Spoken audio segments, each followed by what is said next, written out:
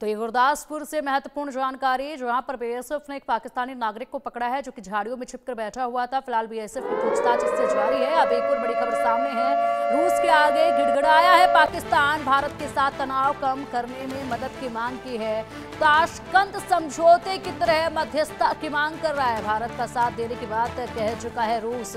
एक तरफ तो रूस ने पूरी तरीके से आश्वासन दिया है कि वो भारत का साथ देगा और जल्द ही यहाँ पर पहुंचेंगे दिग्गज भी रूस से।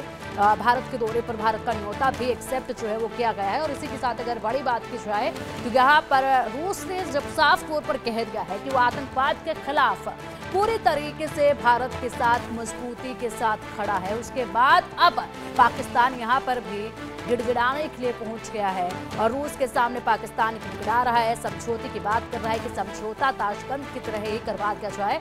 लेकिन भूल जाइए वो वक्त अब, क्योंकि अब समझौता किसी भी बात पर नहीं होगा और ताशकंद की अगर याद करवाई जा रही है तो उस वक्त को भूलना ही बेहतर होगा जिस तरीके से समझौते की बात कर रहे हैं।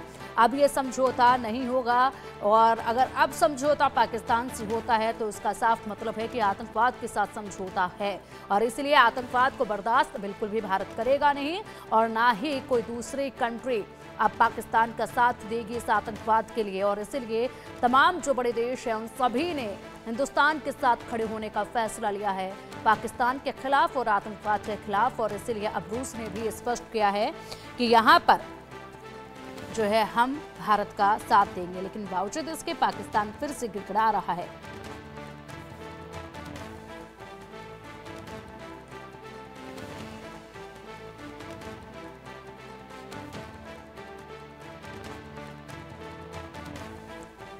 क्या इस पे जवाब जो है रूस की तरफ से दिया जाएगा, इस पर भी सबकी निगाहें बनी हुई हैं। लेकिन फिलहाल ये बेहद महत्वपूर्ण है क्योंकि यहाँ पर पाकिस्तान की अगर बात की जाए तो पाकिस्तान कभी चीन के पास जाकर गिड़गिड़ाने लगता है, कभी यूएस के पास जाता है, कभी रूस के पास जाता है। टर्की तो पाकिस्तान की बात मान ही चुका है और इसलिए वहाँ से हथियारों का जखीरा कभी भेजा जाता है तो कभी कोई मदद जो है वो की जाती है। लेकिन पाकिस्तान ने अब जो रूस से सिफारिश की है, रूस के समक्ष पहुंचकर जिस तरीके से गिड़गिड़ाया है और समझौते की बात कर रहा है, लगता नहीं है कि यहाँ पर समझौता किसी भी तरीके से हो पाएगा। पहले ही यहाँ पर रूस जो है वो हमेशा से आतंकवाद के खिलाफ रहा है। अब चलिए अधिक जानकारी के लिए हमारे सहयोगी आदित्य का रुख करेंगे। आदित्य, ताशकंद समझौते की तरह ही समझौता पाकिस्तान चाहता है और इसलिए रूस के सामने जो आकर गिड़गिड़ा भी रहा है। हालांकि रूस जो है वो पहले ही स्पष्ट कर चुका है कि वो भारत के साथ मजबूती के साथ खड़ा है। जी बिल्कुल पिंकी, रूस ने अभी अभी हम देखें तो अभी रूस के साथ एक 250 करोड़ की डिफेंस डील हुई है और इससे पहले रूस ने ये भी कहा था कि भारत को यूएन सिक्योरिटी काउंसिल में परमानेंट पोजीशन मिलनी चाहिए।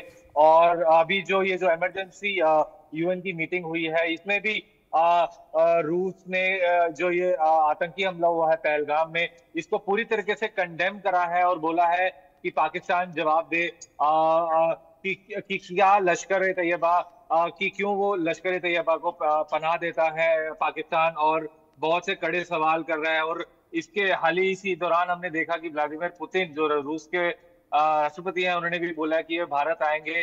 तो साफ जाहिर सी बात है कि भारत और रूस बहुत ही अच्छे इनके संबंध हैं डिप्लोमेटिक, अगर हम माने पास में भी।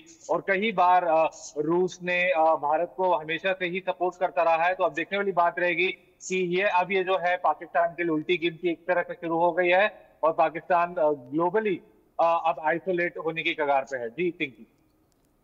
बिल्कुल आदित्य, यहाँ पर स्पष्ट एक जवाब पहले ही रूस दे चुका है और हमेशा से जिस तरीके से कनेक्शन देखा गया है रूस के साथ, जिस तरीके से नाते रहे हैं रूस के साथ, वो मजबूत रहे हैं भारत के।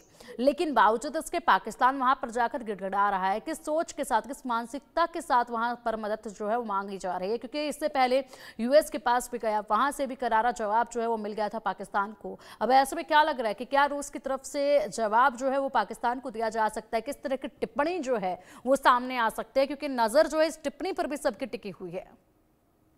जी पिंकी, अगर आप देखेंगे पाकिस्तान की पुरानी आदत है कि दूसरे जब भी ऐसी स्थिति में आता है तो दूसरे देशों के आगे भीख मांगने लगता है। जैसे अभी हमने देखा चीन के आगे कभी भीख मांग रहा है, मदद की वो मांग रहा है, और कभी टर्की के आगे मदद की वो मांग रहा है। उसने अमेरिका से भी मदद मांगी और सिमिलरली अब ये रशिया से भी। तो लेकिन ये सब जानते हैं कि पाकिस्तान एक टेरर की बहुत बड़ी फैक्ट्री है तो कोई इस समय सब पाकिस्तान पे सवालिया निशान उठा रहे हैं कि क्यों वो आतंकियों को पनाह देता है। जी पिंकी। ताशकंद की तरह समझौता करने की बात कर रहा है, कैसे ये समझौता संभव हो सकता है, किस तरीके से ये सोचा जा रहा है पाकिस्तान की तरफ से आदित्य?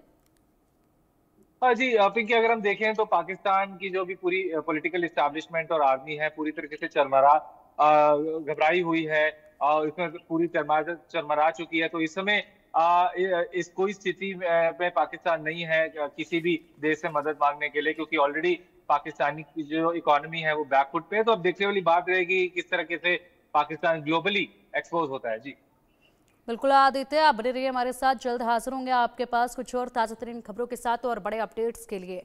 फिलहाल रुकेंगे कुछ पलों के लिए, जल्द हाजिर होंगे, आप बने रहिए हमारे साथ।